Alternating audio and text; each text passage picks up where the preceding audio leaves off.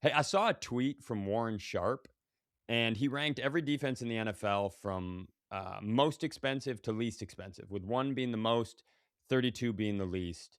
And I have a take based on, or a question based on where the Vikings were. But first, can you guess where do you think the Vikings were on that list? I'm gonna say because we don't have a ton of high priced players. I'm gonna say something like 23. Let's go, Michael Jordan. Yeah, because Hargrave and Allen just came off. I had no context when I clicked on the tweet. We're 28. We're 28th, really inexpensive defense. But that got me thinking. I don't know that there's another assistant coach in the NFL that has done more. I don't want to say with less, but has taken what he's had and done more with it than Brian Flores has the last few years as the defensive coordinator of this team. But Jonathan Grenard is gone, and I liked the trade when it was clear he had to go, right? But he was a top 10 to 12 edge guy in the league. You could argue he was the engine of the defense. We've Mhm. gotten a lot younger, a lot less proven. There are some rookies that might need to play, and you and I both know that the Flores defense is not super easy for young players. But I think everybody's just assuming that this defense is going to duplicate what they did last year or improve upon it. My question is that a fair expectation? Especially you look at this list, how much money's like, are we being reasonable in what we think the defense is going to do this year? Um, okay, 2 things I think hinge well, 3 things kinda hinge on this whole thing is, can we get as much disruption as we lost out of Jonathan Grenard? Can Dallas Turner be as disruptive? And I'm not saying that he has to have as many sacks, but Well, yeah, because god dang, man. I can already hear the comments. Grenard only had 3.5 sacks last year. I go, well, he impacted a lot of football plays.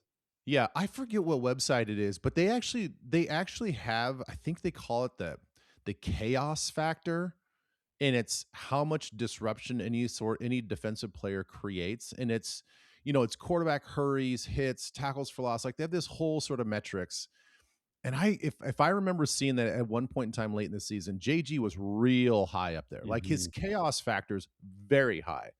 Um, so if we can get that sort of disruption out of Dallas Turner, then yes. If Caleb Banks is healthy, that's a huge yes. I think we can be this can be a high end defense. But the one thing is, can we get the safety play that we need that we had out of Harrison Smith? Because we saw the difference in this defense when Harrison Smith is on the field, and it's markedly different. And just the way it But operates, the he's way it coming back, right? functions, He's coming I back, don't think right? he's gonna I don't think he's gonna come back for a large part of the season. You think this is like a LeBron takes a month off in Miami? Like he's gonna. I assumed that you sit out the preseason and then you come back. You're thinking he's gonna come back like mid? No way, no way. He's either coming back preseason or not at all, right? No, I disagree because I asked him a very similar question at the end of the year when I was doing my second retirement my second retirement question Q&A with him in the locker room after the game, because 2 years ago we thought he was going to retire for good and he comes back. So I said, hey man, like, you're really close to Eric Kendricks. There's a situation where he not probably up, it wasn't probably his doing, but he sat out for a part of the year, then gets picked up by the 49ers and actually plays really well for the 49ers Mhm. at the end of the season. I go, do you feel like that's a similar path to you, like where you maybe sit out for half the year, maybe wait for a contender, or maybe it's the Vikings, and then come back and play the latter half of the season? And he looked at me, he goes, yeah, I kind of like the way that sounds. And so I think if it's with the Vikings, it'll be probably around the bye week. So Really? we have an early-ish bye week.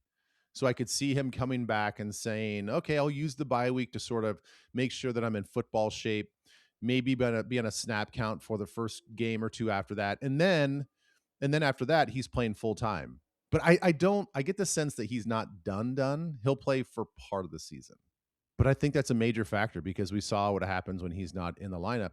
And, you know, I'm hopeful that this offseason will give everybody a chance, to kind of feel that out and like watch, like literally go back and watch his tape and say, Jay Ward, if you're now the starting safety out there, or Theo Jackson, if you're the starting safety out there, let's watch Harrison Smith and how he orchestrates this defense pre-snap. If you can give us that, then we've got a fighting chance.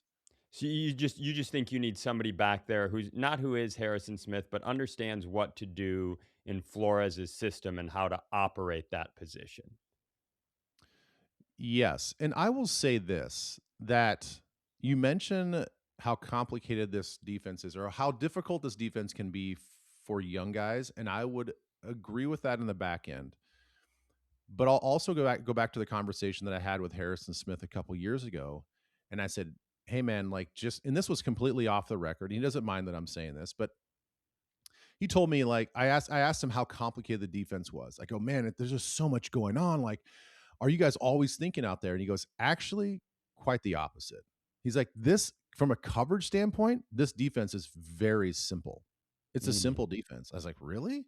He's like, "Yeah, it's a simple defense." He's like, "We just work so much on the orchestration and the choreography of what happens pre-snap that it looks like there's a lot going on, but there really isn't." And he's like, "And that's the genius of the defense." That leads me to something that I can't stop thinking about with Flores, because I was trying to when I saw that tweet and I was thinking about the money and what he's done, I was trying to come up with a comp, you know, for him or who he reminds me of, because he's such a unique guy. He was a scout and then he coached so many of the positional rooms, right? And then he becomes a head coach. Now he's back down to D coordinator, but right now I think there's some innovation to what he's doing. I would say, I think there's, even though you just called it simple, I think there's some significant innovation to what he's doing. And it reminds me of, it's not an NFL comparison, but it reminds me of Tom Thibodeau with the Celtics, Tibbs. So when they Mhm. won their title with KG, uh, Doc Rivers is the head coach and Tibbs is essentially the defensive coordinator. And he popularizes, perfects, whatever you want to say, the ice defense against the pick and roll. The pick and roll had become the primary engine of NBA offenses, and it was dominating the league. And here comes Tibbs with the ice defense against it. And the way they ran that won them a title. The rest of the league adopts it. He takes it to Chicago, is really good with it. And it was kind of the antidote to what was happening in the modern NBA at that point. And I look at Flores, who seems to be hell bent on being the antidote to this pre snap McVay Shanahan stuff. And so it's interesting to hear you say, there's all this simplicity, but it's really the chaotic approach, which has to be insanely choreographed. But it reminds me of that. And I think that's a very rare thing, because you're talking about, in professional leagues, there are these trends that kind of change the game, these big moments that come in these leagues, offensively and defensively. One of them leads it and it breaks the league, and then the other one has to catch up. Endless examples, Wildcat, going all the way back to, we're going to throw the forward pass. But that's what's so fascinating to me about how unique and impressive Flores is and what he's done with this group, and what gives me faith for what they could do this season is, I think he's so obsessed with being the antidote to these modern NFL offenses. Yeah, it'll be, you know what it's gonna be interesting to see is Durante Jones. He was basically B Flow's assistant for everything on defense, and he gets Mhm. the coordinator job with the Commanders. What is, I know it's year 1, so it's not gonna be perfect, but what does that defense look like when he runs it? And I'm assuming he's gonna run a very Flores-esque scheme. Is it going to be a lot of pre-snap stuff? I'm sure he's going to make some tweaks to it, but is it going to look like Brian Flores' defense? And are they going to be as successful in the NFC East as B Flow's been in our division and kind of league wide? That sort of, that branch to the Flores tree will be interesting to see how that grows. And that'll give us an indication of just like, okay, is he truly just sprouting new defenses and new methodologies and new philosophies throughout the league? And is the league going to have to adapt? I mean, the league has to adapt already when they play us. Um, I'll tell you what it seems like gives us a little bit of trouble. What is the antidote to this defense? If the offense has time, if they have time pre-snap, shifting and moving and like shifts, like change of strength shifts along with motions kind of limit us on what we can do defensively because we can no longer be the aggressor. Now we have to like, oh shit, like we change of strength. Now the blitz is gonna, if we got a weak side blitz, now we got to audible to this blitz on the other side. And if they motion over here, oh, it could be a different guy that's blitzing. And it's like, oh, it takes the simplicity out of it and makes it a little more complex. And then we all know that if we don't get to the quarterback, that middle of the field intermediate area of the defense is atrocious. So if you get time to throw, there's some obvious voids in the coverage.